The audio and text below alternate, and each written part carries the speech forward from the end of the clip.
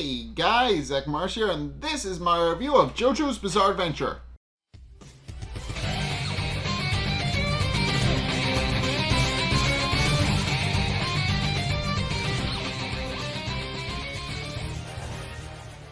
Okay, so this episode finally shows how they actually beat King Crimson, and the short answer is they kinda don't, but also kinda do. So, yeah, it's a little bit, the way they do is a little bit, yeah, and that's just a byproduct of the series, and I will get to that, but, yeah, this series is, I'll get to what's going on. So, it does start off where the last one left off, where Trisha's soul has since gone limp inside of Mista's body and is about to die and is starting to ascend to heaven because Diavolo punched Spice Girl directly through the abdomen, which injured Mista's body but didn't kill Diavolo, while Trish starts passing away inside of her body, and Diavolo, now the one who can actually finally pick up the arrow, remarks that now he no longer has use for Mista or Trish,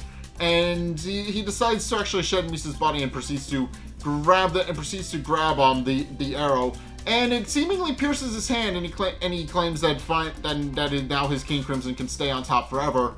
Believing that he was chosen by fate to be chosen by the arrow, and that now he can evolve his stand even further and become even more powerful. But then the arrow seemingly proceeds to slip out of his hand and onto the ground, and which of course causes Diavolo to panic a little bit, and he tries to pick up the arrow again, but it only slips through his hand again, and also notably starts to crumble, and he has no idea what exactly it is that's going on. He doesn't fully understand, pointing out that he should be able to pick it up, and also is curious as to why the arrow didn't pierce him. But then we actually find out exactly why. As it turns out, Bucciarati then proceeds to call out Diavolo, pointing out that it seems that the only thing he can really predict is the path of arrows and the path of bullets. And then proceeds to point out that he's not the only one who figured out Chariot Requiem's weakness, and then proceeds to figure out exactly what the boss was planning for the whole time, which was to keep Chariot Requiem alive so that long enough that he could just grab the arrow from it. But obviously Bruno has actually seen through this trick and reveals that he also has figured out the weak point for Chariot Requiem, being that there's just a little ball behind everybody's head that casts a shadow of their soul, which is what Chariot Requiem ultimately is. And of course reveals that if he destroys this completely, everybody's soul will go back to normal. And Giorno is the only one who fully understands the implications behind this, pointing out, since he knows that Bruno's body is in very bad shape, and there's no way in hell that Bruno is going to return back to it once he's alive, once he actually does this. And Giorno knows that Bucciarati is planning to finish himself off in a last-ditch effort to take down the boss. So, obviously Giorno's pretty much the only one who knows this, as we'll find out later. But of course, this is this point where Diavolo, through his King Crimson, tries to plead with Bruno, telling him that he should not to do this, and that he deserves to be on top, and that he obviously points out that the arrow isn't worthy to be in the hands of trash, and that he knows better than anybody that Diavolo should stay on top, and that he should be granted his full abilities. But of course, Bruno points out that Bruno decides to have exactly none of it, and then proceeds to break the soul orb behind his head with sticky fingers, which winds up causing it to be destroyed. But Diavolo, in a last-ditch effort, tries once more to actually try and get the arrow. But by this point, everybody's souls have started getting swapped back into their respective bodies.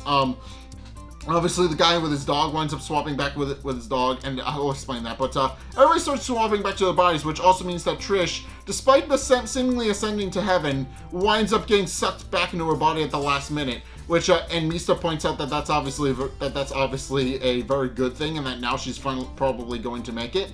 And then Mista winds up landing in Giorno's arms and tells Giorno to heal him.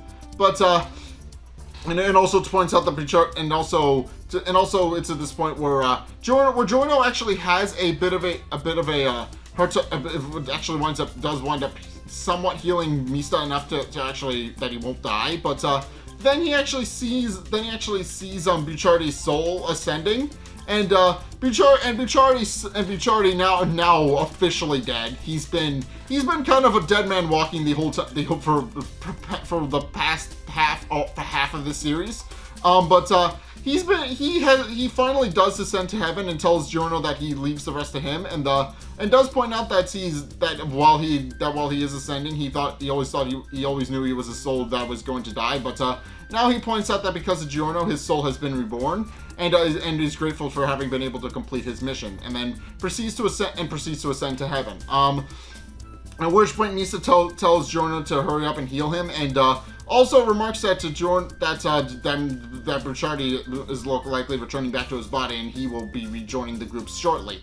But of course we know that's not going to happen. We saw him die, and of course Giorno then proceeds to look up at the clouds again, and is seemingly mourning Bruno's death. But Bruno tells him not to mourn him, pointing out that obviously his soul is just going back to where it was always destined to be, and that he can die happy knowing that Giorno is going to finish their mission for him, and then he officially passes on, and shortly after, it's revealed that Giorno is the one who has actually picked up the arrow. Meanwhile, Diavolo is actually stewing inside of his own body, having returned, and is admittedly very angry about the fact that he was robbed of the arrow, and does point out that he should have been the one to stay on top, and that he should have been one to evolve his stand into its Requiem form, and ultimately admits that now he's in a position, now he's kind of in an awkward position where he's unable to actually face the group, knowing full well that he won't be able to face the power of the arrow, and does point out that he is considering retreating. He's considering getting out of there in a strategic retreat so that he can find a plan of attack to defeat the rest of the group later. But is at this point where Trish, having survived the ordeal with Spice Girl getting punched to the stomach, does tell Giorno not to let him get away. Albeit very, very, very weakly because she's just got punched. But she does tell Giorno not to let him get away, pointing out that if her father escapes, he'll merely go back into hiding again, and that they can't let that happen because it means that this will end. And sure enough, there's a lot of smoke, so Diavolo can't really see anything clearly, and by this point, everybody has since returned back to their bodies. We do see a couple of people being happily returned to their bodies. The mother and child returning to their respective bodies. The man and his dog returning to their bodies. And overall, it's just a very cheerful thing. But yeah, in any case, when the smoke from Chariot Requiem dying and dispersing clears, Giorno is standing triumphantly with the arrow. And Trish actually points out as such, pointing out that the one who finally has the arrow and after Requiem is over is Giorno. And of course it's at this point where Diavolo realizes he can't run away. If he points out that if he does run away, it will mean that Giorno will be able to awaken his stand, and he'll have to eventually face it, and he'll have to face it eventually. And also points out that because of that he also can't let his pride as leader and someone who believes he's supposed to be on top of everybody else. He doesn't believe he should run away anymore, because he realizes if he does, he will never be able to live it down, and and his pride will never forgive him. So he does immediately run in, and in the process decides to do a premonition to see if Giorno is actually worthy of the arrow after all. And his premonition seems to prove the exact opposite. Giorno winds up piercing his stand with the arrow in a premonition. And Giorno then proceeds to seemingly collapse after punching a hole in his own stand, and does gloat about the fact that Giorno seems to be unworthy, and now realizes that he was right to have not run away, because now it means that he can finish off Giorno while he's weakened, and And then proceeds to thank Trish, pointing out that if she hadn't said what she said, he would have considered running away. But now he can happily finish off Giorno. And sure enough, right as the permission states, Giorno stabs Gold Experience with the arrow and punches a hole in it, which causes Giorno and his stand to start bleeding. And of course, Diavolo is very happy about this because it means that he can finally finish off Giorno. And though he admits that he's repeating himself, he is happy he didn't run away, and also now he can finally remain at the top like he was always destined to be. And then proceeds to punch Gold Experience in the back of the head, which winds up cracking it.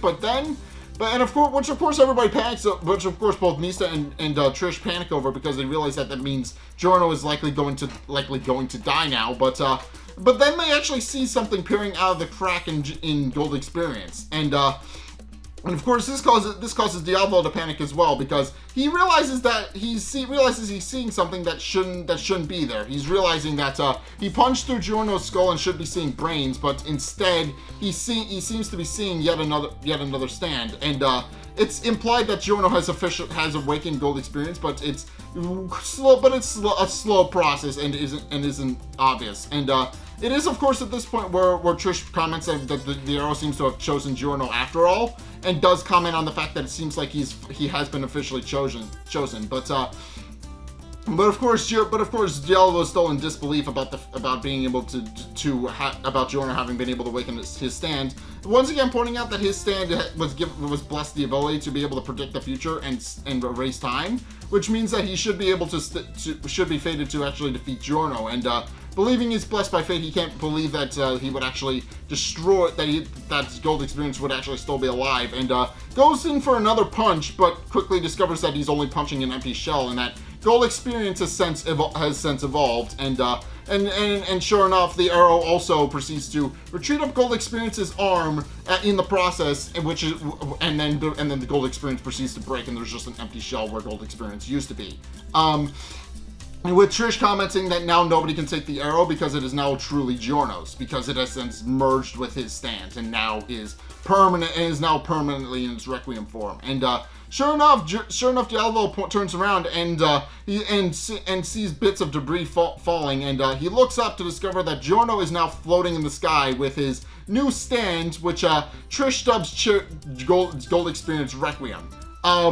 And of course, Misa is panicking because he thinks that this means their souls are going to get swapped around again. But Trish eases his mind, pointing out that it seems that Giorno's in control of it, and it's not going to go berserk. Of course, right on cue, Giorno then proceeds to display his new powers with Gold Experience. And using Gold Experience Requiem's abilities, he then proceeds to shoot a stone through Diavolo's hand, who is just barely able to dodge it and try to stop it. But it does wind up hitting a nearby pillar, which turns into a bunch of scorpions that try to sting Diavolo. But he uses King Crimson to just swat them away. And he does start panicking because he realizes that is a lot more powerful than he thought it was going to be. And Giorno then proceeds to point out that the only thing that's going to be tested here is whether or not the truths of the righteousness of actions will remain. And does point out that is ultimately the truth of what is going to happen, and explains how the truth of whether or not someone's actions are righteous or not are ultimately what are going to be decided here, and asks Diavolo if his actions are truly born of righteousness or ones of wickedness. And of course, Diavolo proceeds to remark to himself that he realizes that he now understands that he's maybe in a bit of trouble with Gold Experience, but he does realize that he does believe that Gold Experience Requiem's abilities are just powered up. They're not. He didn't gain anything new that makes him more of a formidable threat. But of course, then proceeds to predict the future to discover that he does in fact finish off Giorno and doesn't see anything of particular note about it evolving. So he decides that to actually face off against Gold Experience, and using Gold Experience and facing off against Gold Experience Requiem, he then proceeds to erase time, and Misa tries to fire several bullets at him, but Diavolo points out that he's not particularly fazed by any of this, pointing out that since his stand has the ability to erase time and he can see everybody's movements well in advance, he can easily dodge them, and case in point dodges Misa's bullets, and then points out that he has no fear against any of them being able to take him down. And just for good measure, to make sure that Gold Experience isn't able to actually hurt him, he then proceeds to squirt blood from the open wound on his hand into Giorno and Gold Experience Requiem's eyes, and points out that even with his newfound abilities, he won't be able to see where King Crimson is ever again, and that he will finally be able to win. And sure enough, he then proceeds to use his prediction abilities and discovers that Gold Experience Requiem does wind up being destroyed, and he does wind up ripping Giorno's heart out with King Crimson, which pleases Diavolo, and he proceeds to go in for a punch, pointing out that he's finally won and that he can finally stay on top. But then he notices time has started to reverse within his time stop, within his time skip, which he notices, which causes him to notably panic a little bit, and he sees Misa's bullets retreat back into the gun. He sees the bloody shot into Giorno's hand returning back to his hands, and then Diavolo himself then proceeds to return back to the position he was in before the time skip, and he doesn't, and of course Diavolo is panicking about all of this, pointing out that his time his time skip should still be in full effect, but and does point out that his predictions should still be true. And of course he is curious, and of course keeps looking at his prediction to discover that yes, it is true, and tries to go for a punch, but instead just sees a trail of Diavolos and King Crimsons in front of him, which he doesn't fully understand what he's looking at, pointing out that it seems to be some sort of illusion, but he points out that shouldn't be possible since his King Crimson is the only one that can move within its time erasure. At which point, Gold Experience Requiem proceeds to reveal that it is sentient and that this is its power. And of course Diavolo panics because he just heard Gold Experience speak, but Gold Experience Requiem then proceeds to explain how not even Giorno fully understands its abilities, but it goes on to explain how it has that within its ability, nobody will ever be able to move forward and to be able to harm it. And regardless of how close anybody gets, they will merely have their actions reversed and return back to where they previously were. And explains that this is its power, the ability to nullify any action. And of course Diavolo panics because he eventually returns back to the time exactly where his time stop was erased. And he returns back, and he's notably confused, pointing out that he's exactly the same as where he is, but notes that his prediction is still coming true, even though he knows it's not. And finally realizing that he can't actually touch Gold Experience Requiem, he really has no choice as Gold Experience Requiem just pummels him to a pulp. So essentially what I was saying was essentially what happened is Gold Experience Requiem gained an ability that just negates Diavolo's abilities. That's basically what happened. So essentially what I said was what the beginning was true. How did they defeat King Crimson? They kind of didn't. So this just establishes that King Crimson just kind of goes down because they wind up getting an ability that's just more powerful than his own ability. It's because it's established that King Crimson's ability is invincible. He can both predict the future and erase anything that happens within the 10 seconds that he predicts. So he's effectively invincible. He can't lose in a fight. So the way they circumvented this was by making Giorno even more invincible in a fight. And that's honestly just a byproduct of how this series works. So Hirohiko Araki, the creator of JoJo's Bizarre Adventure, he very much just makes this shit up as he goes along. I will openly admit that. There's a lot of nonsense that is just thrown into the series a lot. And generally speaking, he only ever develops a roadmap for where he wants the series to go generally. And sometimes he just makes the final bosses of each show too strong, or otherwise will back himself into a corner. or otherwise we'll just forget what a character's powers is, and we'll just write up whatever he feels like. So yeah, and while yes, that has maintained JoJo's success, it is the reason why the show is still very much going on. It's why the manga is now in part 8. And overall, it does keep Araki from burning out when most mangaka would otherwise writing basically the same thing over and over, like something like Dragon Ball, or My Hero Academia or One Piece. Somebody would obviously burn out writing those, but Araki hasn't, because the way he writes it enables him to just write whatever he wants and whenever he feels like, which causes him to stop to prevent burnout. But the end result of that is that sometimes he doesn't completely plan something out, because he just makes things up as he goes. And King Crimson is the perfect example of this. King Crimson is established right out of the gate, once it's introduced, to be perfectly invincible. And over the stories, as the story goes on, it's established that it is essentially unbeatable in a fight, because it can both A, predict the future, and erase anything that happens in that predicted future. So yeah, essentially the only way they were ever going to be able to defeat it was by having an ability that could negate its own abilities. That's the only way they could have been able to defeat King Crimson, because otherwise it just would have won regardless. But and of course, the only other guy who could have defeated the boss, Panakata Fugo, he was written out of the story for being too strong. So yeah, he's not really in the story anymore. He does eventually come back in his own little spin-off thing, but he's not really in the story as far as we're concerned. So yeah, really the only person. So yeah, they really didn't. He really just wrote themselves into a corner and created a situation where he had to write something bullshit to take down King Crimson, and Gold Experience Requiem wound up being exactly that, which unfortunately is kind of a problem. But yeah, that's just a thing that happens with JoJo's a lot. It's just one of those things where he writes himself into a corner, and that's just what happens when you make things up. But I don't know. It is King Crimson is probably the most notable example of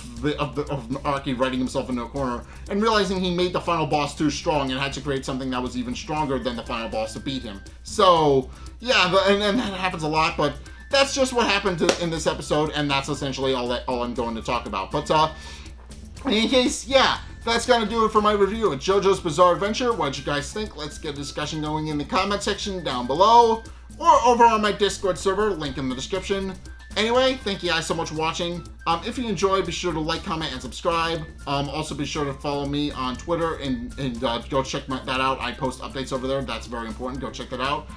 Check out my Patreon as well. It helps fund future projects. So if you want to see things like Xenoblade Chronicles, JoJo's Bizarre Adventure, Iconoclast, Ace Attorney, whatever else I'm covering and we're planning to cover in the future, and just go check those out. Also, check out my Twitch. I stream every Sunday. I'm trying to do more of those. I'm probably not going to do one for a bit, but yeah, go check those out anyway. But and also, finally, go check out the videos linked on the end screen as well. The top video is the most recent one. It may or may not be this one. Whereas the bottom video is a video recommended to you based on what you've already seen from me. So if you want to try something new or see more of what you like, then be sure to check both of those videos out. But in any case, thank you guys so much for watching.